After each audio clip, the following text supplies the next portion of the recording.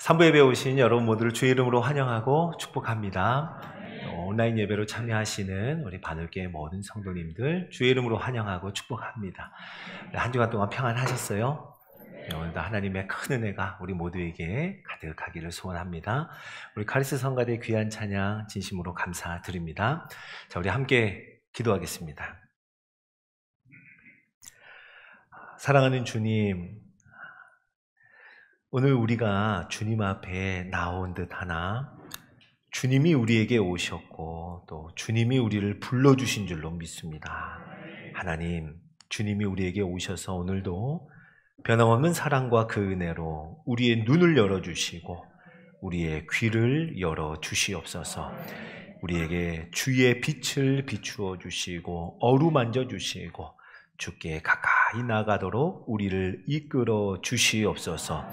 이 세상 어디에서도 누릴 수 없는, 경험할 수 없는 평화와 안식을 허락하여 주시고, 그래서 이 예배를 마친 후에는 우리 모두가 함께 주와 함께 걷는 인생 되게 하옵소서. 감사하며 우리 구주 예수님의 이름으로 기도드립니다. 아멘. 어릴 적에 제가 많이 들었던 이야기가 있어요. 엄마 말 안 들으면 눈다래끼 난다는 말을 참 많이 들었습니다. 제가 어렸을 때 좀 심심찮게 눈다래끼가 났었거든요. 그때마다 정말 가만히 생각해 보면 어머니 말씀을 잘 안 들었더라고요. 눈다래끼가 생기면 그때 그 거짓말 때문인가? 아니면 그때 그 사건 때문인가? 곰곰이 생각하면 할수록 어머니에게 잘못했던 일들이 계속 끊임없이 생각이 나는 거예요. 근데 참 신기한 거는요, 나름대로 뉘우치고 좀 어머니 말씀 잘 들으려고 하잖아요. 그럼 그게 낫더라고요.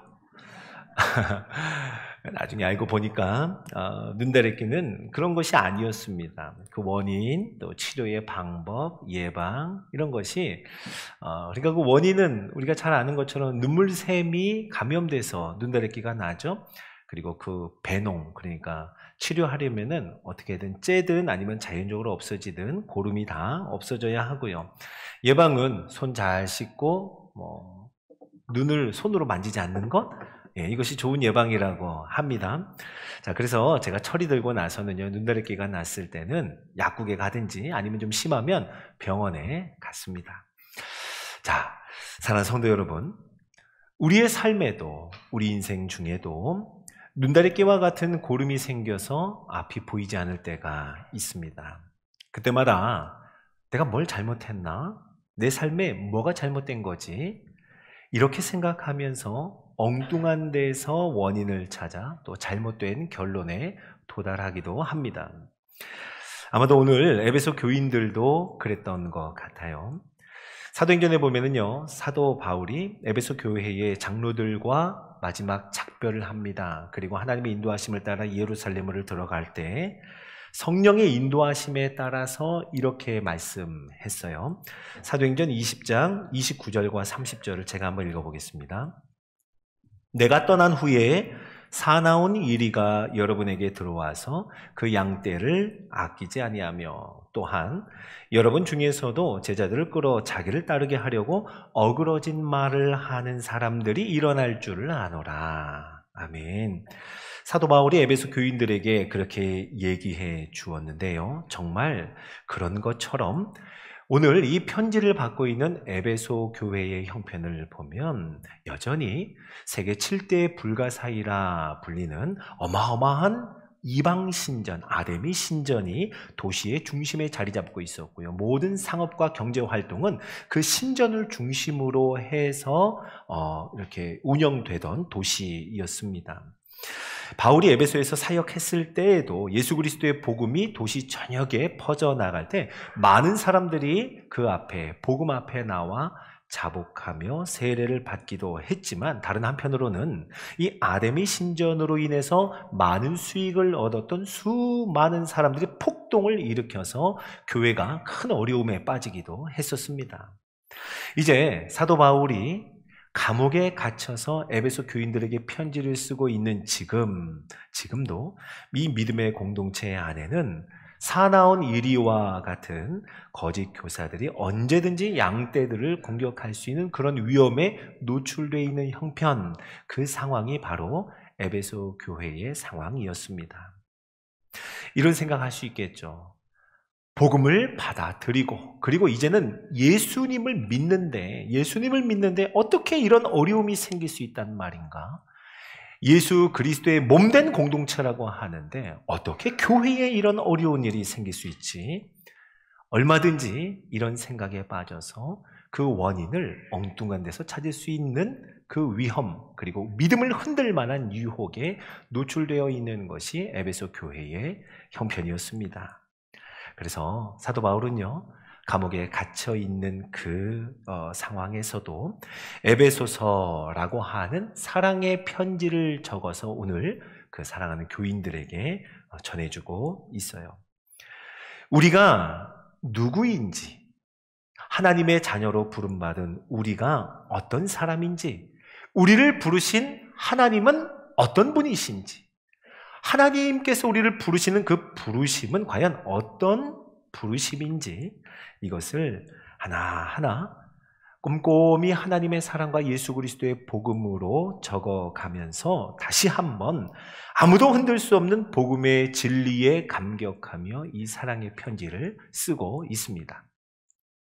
오늘 이 말씀이 단지 2000년 전에 아주 오래된 개개 묵은 그런 편지가 아니라 이 말씀이 오늘 우리 교회와 저 여러분의 삶에, 우리 인생에 들려주시는 생생한 하나님의 사랑의 편지로 들리기를 예수님의 이름으로 축원합니다. 자, 3절은 이렇게 시작합니다. 찬송하리로다. 찬송하리로다. 사도 바울은요, 감옥에 갇혀있는 자신의 신세를 한탄하거나 그렇게 부정적인 말로 시작하지 않습니다. 내가 감옥에 있는 것이 얼마나 억울한 일인지, 예수 그리스도의 복음을 전한 것 외에는 나는 잘못한 것이 없는데, 그러니 무슨 수를 써서라도 빨리 감옥에서 나를 빼내어 달라, 이런 언어들을 사용하지 않아요. 오히려 사도 바울은 그를 부르신, 자신을 부르신 하나님 아버지의 사랑을 생각할 때마다 멈출 수 없는 감격을 하나님 앞에 고백하고 있습니다. 그리고 하나님을 찬송하고 있는 거예요. 찬송하리로다. 자, 사도 바울이 에베소 교인들에게, 그리고 오늘 우리에게 너무나 말해주고 싶은 그것은 바로 하나님 아버지의 사랑입니다. 하나님 아버지의 사랑. 자, 오늘 4절 상반절을 한번 볼까요?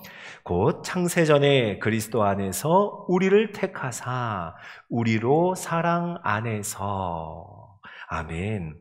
하나님이 우리를 택하셨는데요, 창세전에 택하셨습니다 라고 말씀하죠. 창세전, 여러분은 창세전이라고 하면 그게 어떤 시간인지, 얼마나 오래전인지 좀 이렇게 감이 잡히십니까? 우리로서는 우리가 이해하려고 하면 엄두도 나지 않는 그 시간보다 훨씬 전, 창세 전에 우리를 선택하셨다. 이 말씀이 잘 이해되지 않죠.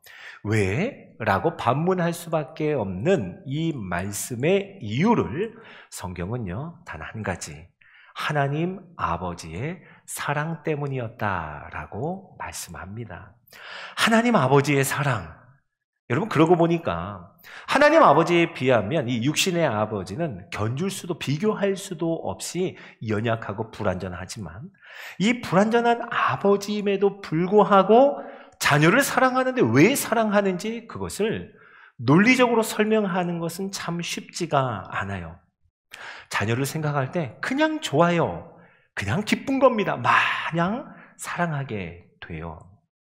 또 5절을 한번 보세요. 5절 상반절을 보면 그 기쁘신 뜻대로 우리를 예정하사, 우리를 택하시고 예정하신 것이 하나님의 기쁨이 되었다는 겁니다.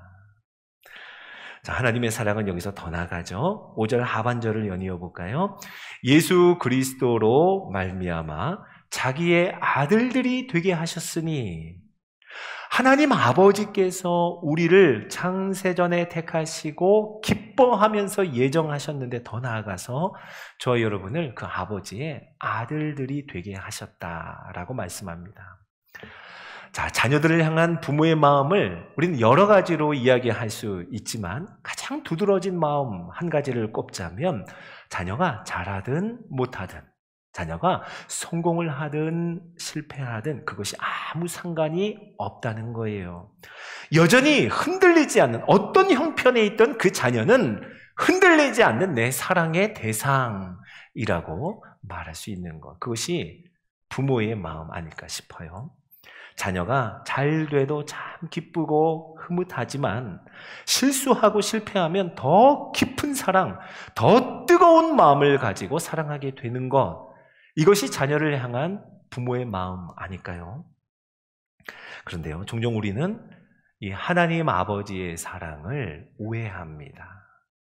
우리의 믿음이 확신에 차 있고 아주 잠시이기는 하지만 세상에 감당할 수 없는 믿음의 길을 걷고 있다 생각이 되면 마치 베드로가 잠깐이지만 예수님과 함께 물 위를 걸었던 것처럼 말입니다. 그럴 때는 하나님께서 우리를 어떻게 여기실지에 대한 기대감이 있어요. 나도 내가 이렇게 뿌듯한데, 나도 내가 이렇게 자랑스러운데, 나도 내가 이렇게 좋으니 하나님은 나를 얼마나 좋아하시고 얼마나 자랑스러워하실까. 그런데요, 그보다 더 많은 시간, 많은 순간에 우리는 세상에 둘도 없는 바보처럼 행동할 때가 더 많이 있습니다. 분노해요. 있는 대로 성질을 냅니다. 누군가를 사정없이 비난할 때가 많아요. 마치 개가 토하였던 것을 다시 먹는 것, 성경의 표현이 그렇죠. 그리고 돼지가 씻었다가 더러운 구덩이에 도로 눕는 것처럼 수없이 죄악을 반복하는 우리의 모습을 보면서 그때는 과연 하나님께서 나를 어떻게 생각하실까 자신이 없는 거예요. 나도 나를 볼 때 이렇게 한심하니 하나님이 보실 때는 하면서 물음표를 마음에 떠올립니다. 자, 사랑하는 성도 여러분, 과연 하나님께서 우리를 그렇게 생각하실까요? 하나님이 우리를 사랑하시고 하나님께서 하나님 아버지가 되셨다라고 할 때 어떤 아버지일까요? 예수님께서 말씀하신 탕자의 비유를 여러분 기억하고 계시죠? 아버지가 시퍼렇게 살아계신데도 불구하고 마치 아버지가 죽은 것인 양, 죽은 사람 취급을 하고 그의 유산을 요구했던 허랑방탕한 아들의, 배은망덕한 아들의, 아주 버릇이 없었던 아들의 이야기입니다. 아버지를 죽은 것으로 여기고 그로부터 받은 유산을 거의 빼앗다시피 한 유산을 다 탕진해버린 아들이었습니다. 다 탕진하고 나니까 이제 살 길이 없잖아요. 이제 이러다가 죽겠다 싶어서 집으로 돌아가기로 작정합니다. 집으로 돌아가기로 작정하는 그의 마음속에 아버지에게 가서 무엇을 얘기할까? 이렇게 얘기해야겠다 하고 수도 없이 되뇌이며 연습한 말이 있었어요. 그것은 이 말입니다. 아버지, 내가 하늘과 아버지께 죄를 범하였사오니 이제는 아버지의 아들이라 일컬음을 감당할 수 없습니다. 그저 나를 아버지의 품꾼 중에 하나로 여기소서. 이 말을 돌아가면서도 계속 연습했을 거예요. 계속 연습합니다. 그리고 아버지에게 가서 정말 그렇게 말을 해요.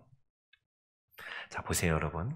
아들은 아들이기를 얼마든지 포기할 수 있습니다. 그러나 아버지는 아버지이기를 포기할 마음이 전혀 없어요. 그 마음이 추호도 없는 것이 하나님 아버지의 마음인 줄로 믿으시기 바랍니다. 탕자의 비유에서 나오는 아버지가 뭐라고 합니까? 돌아온 아들을 향하여 나를 품꾼 중에 하나로 여기소서라고 그렇게 말하는 아들을 끌어안으며 내 아들은 죽었다가 다시 살아났다 하며 큰 잔치를 벌리잖아요. 하나님은 우리 아버지이시기를 절대로 포기하지 않으시고 저와 여러분을 끝까지 사랑하시는 우리 아버지 되시는 분임을 믿으시기 바랍니다. 자, 성도 여러분, 그러니 그 하나님 아버지께서 자녀된 우리에게 소망하는 것이 있어요. 그것을 6절에서 말씀해 주는데요. 자, 같이 한번 우리 6절을 읽어볼까요? 시작. 이는 그가 사랑하시는 자 안에서 우리에게 거저주시는 바 그의 은혜의 영광을 찬송하게 하려는 것이라. 아멘, 아멘. 그 은혜의 영광을 찬송하게 하려는 것이라. 한 번은요, 월요일에 제가 좀 일을 보고 이제 오후쯤 돼서 들어가고 있는데 전화가 왔어요. 저희 막내한테 온 전화입니다. 아빠 어디에요? 그래서 이제 거의 다 왔어. 집에 거의 다 왔어. 하니까 제가 기다릴게요. 그래서 제가 진짜 도착하니까 집에 들어가지 않고 학교 갔다 온 아이가 집 앞에서 기다리고 있는 거예요.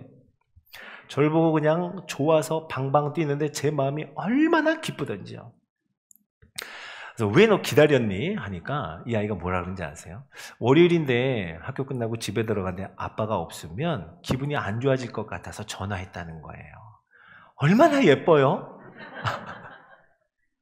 예, 언제나 제가 집에 들어가잖아요. 집에 들어갈 때 번호키를 누르죠. 그럼 번호키 이 소리를 듣고 제일 먼저 저를 나와 마중하는 것이 저희 막내 아이예요. 여러분 좀 지금 커서 그 정도이지 어릴 때는요, 제가 번호키를 누르면은요, 이미 딱 문을 열었을 때 문 바로 앞에 와가지고요, 두 팔을 벌리고 발을 동동동동 구르고 있는 게 이게 우리 막내 아이의 모습이었습니다. 그러면 그냥 서로 안아주고 쓰다듬어주고 반가워하고 얼마나 기뻐하는지 몰라요. 언제나 한결같이 아빠를 향해 달려나오고 아빠와 함께 하는 것을 기뻐하고 그것을 즐거워한다고 말로 표현하는 우리 막내, 너무나 행복해요. 그럼 저희 막내는요, 더 나아가서 저를 굉장히 닮기를 원해요.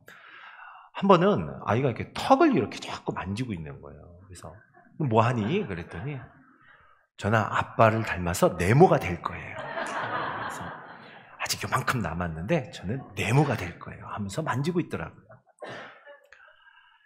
여러분, 제가 저희 막내 아이를 보면서 문득 깨닫게 되고 또 저를 돌아보며 반성하게 되는 것이 있습니다.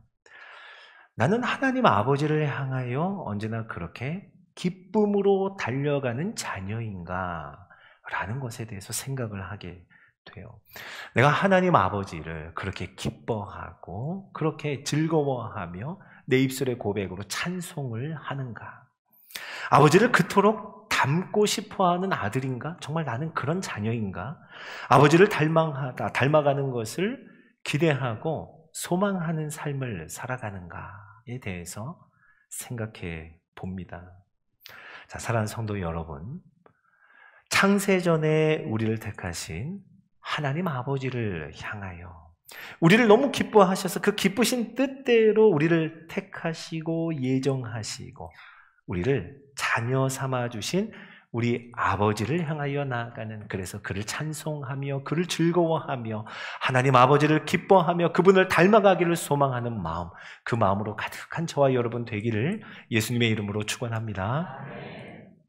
자, 오늘 3절부터 7절까지를 함께 읽었는데요, 한 번도 빠지지 않고 거듭 반복해서 우리에게 들려주시는 구절이 있어요. 3절을 한번 보세요. 성경을 보시면 그 중간에 그리스도 안에서라고 하죠. 그리고 4절에도 보면요, 또 그리스도 안에서라고 말씀합니다. 5절에도 보면 예수 그리스도로 말미암아, 같은 의미죠. 6절에서도 그가 사랑하시는 자 안에서, 그리고 7절에서도 동일하게 그리스도 안에서. 자, 거듭 저와 여러분에게 그리스도 안에서, 예수님으로 말미암아 그가 사랑하시는 자 안에서, 또다시 그리스도 안에서라고 말씀하며 하늘에 속한 모든 신령한 복을 우리가 받게 된 것, 창세 전에 저와 여러분이 택함을 받은 것, 저와 여러분이 기쁘신 뜻대로 예정함을 입은 것, 하나님의 아들들, 우리 모두가 하나님의 자녀가 된 것, 이 모든 것이 다 예수 그리스도 안에서 예수님으로 말미암아 이루어졌음을 우리에게 말씀해 줍니다. 자, 이것을 7절에서 좀 더 자세하게 말씀해 주는데 우리 한 목소리로 같이 읽어볼까요? 7절 읽습니다. 시작. 우리는 그리스도 안에서 그의 은혜의 풍성함을 따라 그의 피로 말미암아 속량 곧 죄사함을 받았느니라. 아멘, 아멘. 우리는 예수 그리스도의 피로 말미암아 속량, 다시 말해 죄사함을 받았다 말씀합니다. 속량이라는 말은 노예 상태에서의 해방, 자유함을 얻는 것, 이것을 의미합니다. 얽매여 있던 우리, 갇혀 있었던 우리를 풀려나게 하는 거예요.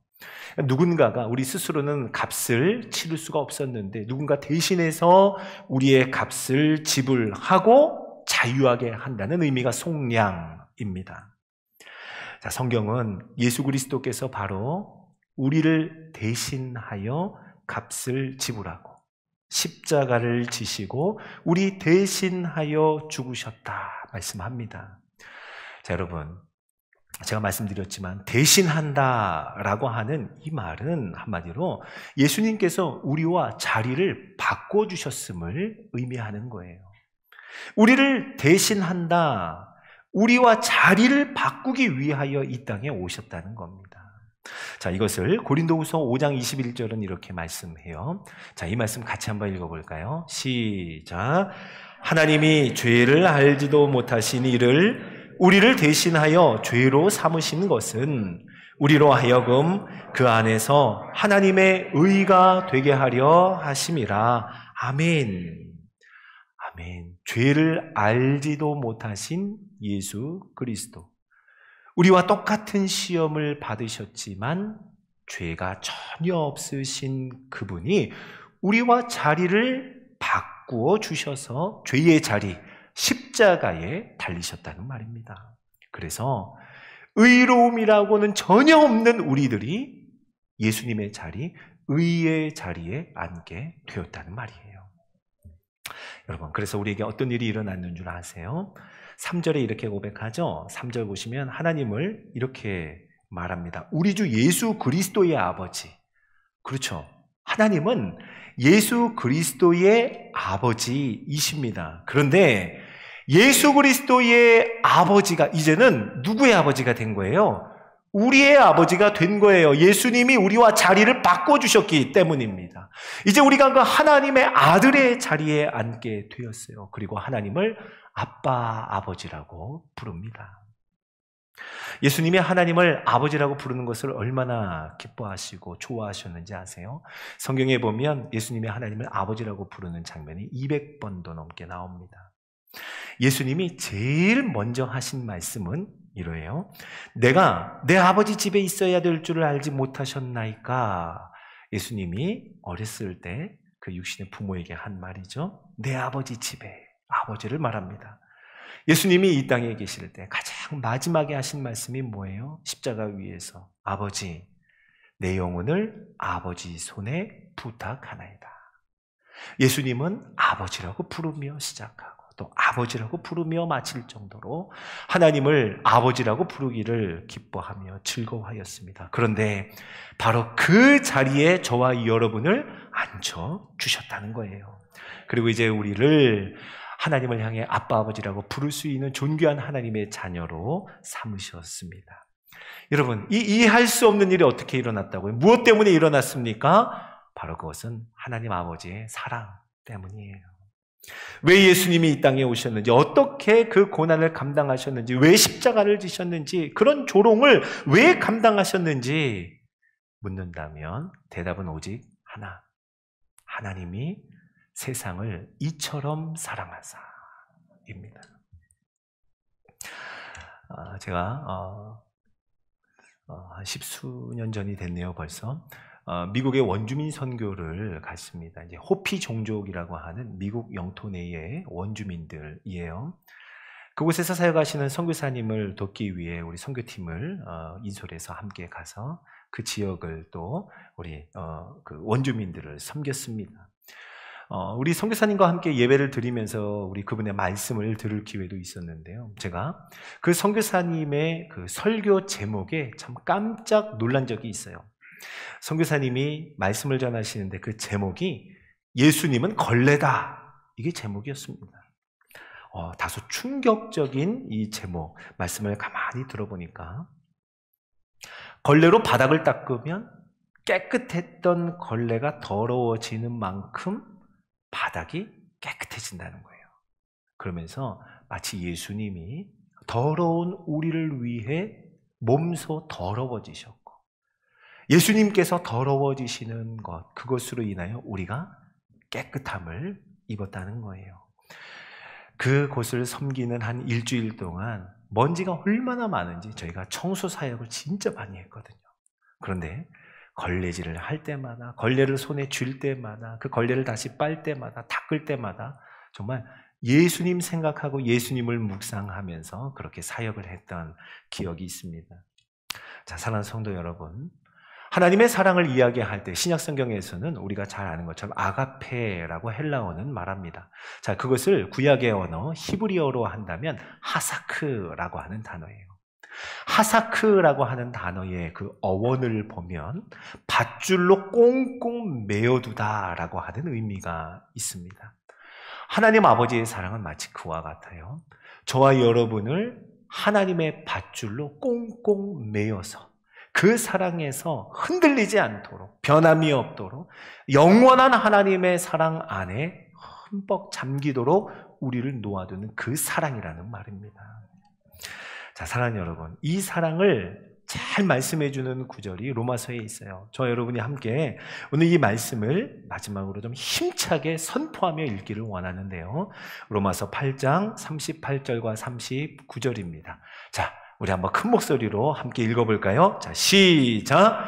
내가 확신하노니 사망이나 생명이나 천사들이나 권세자들이나 현재일이나 장래일이나 능력이나 높음이나 기쁨이나 다른 어떤 피조물이라도 우리를 우리 주 그리스도 예수 안에 있는 하나님의 사랑에서 끊을 수 없으리라. 아멘. 아멘.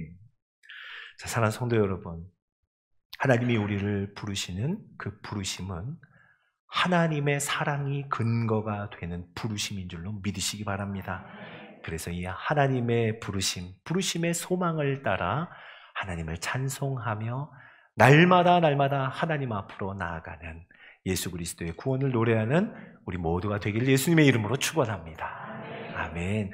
자, 오늘 함께 우리 이 말씀을 기억하면서 찬양하죠. 오직 주의 사랑에 매여 우리가 주님의 사랑에 매였습니다 라고 고백하는 이 찬양을 올려드립니다.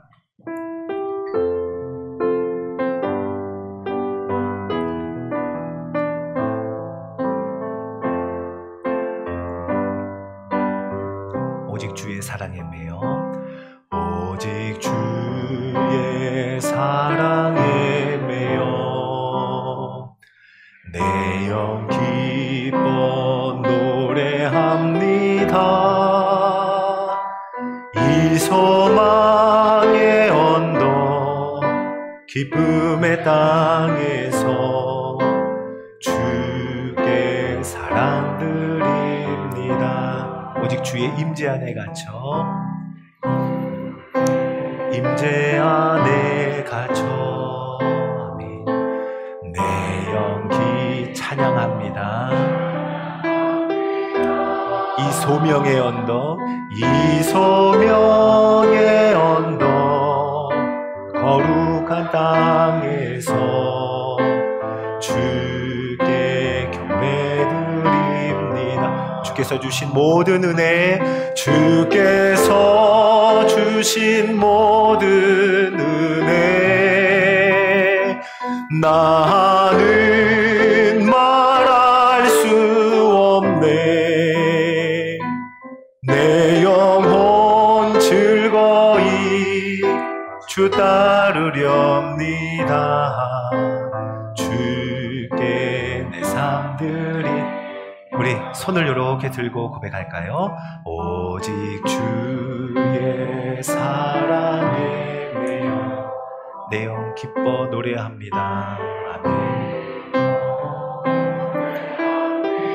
이 소망의 언덕 이 소망의 언덕 기쁨의 땅에서 주께 사랑드립니다. 아멘. 오직 주의 임재 안에 갇혀 주의 임재 안에 갇혀 내 영 기뻐 찬양합니다.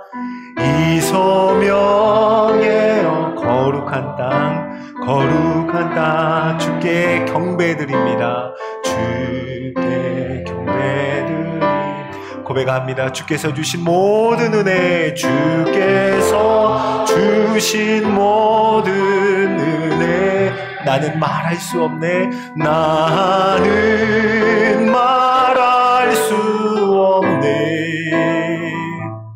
내 영혼 즐거이 주 따르렵니다. 주께 내 삶들이, 주께서 주신 모든 은혜, 주께서 주신 모든 은혜, 나는 말할 수 없네. 는 말할 수 없네. 내 영혼 즐거이 주 따르렵니다. 주께 내 삶들, 내 영혼 즐거이 주 따르렵니다. 내 영혼 즐거이 주 따르렵니다. 주께 내 삶들, 우리 한 번 더 내 영혼 즐거이 주 따르겠습니다. 내 영혼 즐거이 주 따르렵니다.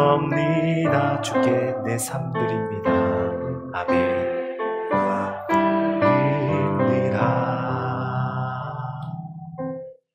제가 기도하겠습니다. 사랑하는 주님, 측량할 수 없는 사랑, 도무지 이해할 수 없는 사랑으로 우리를 창세 전에 택하여 주시고 우리를 자녀 삼아 주셔서 하나님을 아빠 아버지라고 부를 수 있는 주의 사랑에 매여 살아가게 하시니 감사를 드립니다. 하나님 아버지, 우리의 삶이 언제나 하나님 아버지를 향하여 나아가는 하나님의 부르심의 소망을 따라 서는 우리 모두가 되게 하여 주옵소서. 우리의 삶 가운데 또 우리의 범사에 어려운 일을 만날지라도 그것은 우리가 흔들릴 만한 일이 아니요, 오히려 그때에 하나님 아버지의 사랑, 하나님의 부르심을 확신하는 현장과 시간임을 고백하며 하나님을 따라 즐거이 나아가는 참된 예배자 되게 하여 주시옵소서. 감사와 영광을 우리 하나님께 올려드리며 예수 그리스도의 이름으로 기도드립니다. 아멘.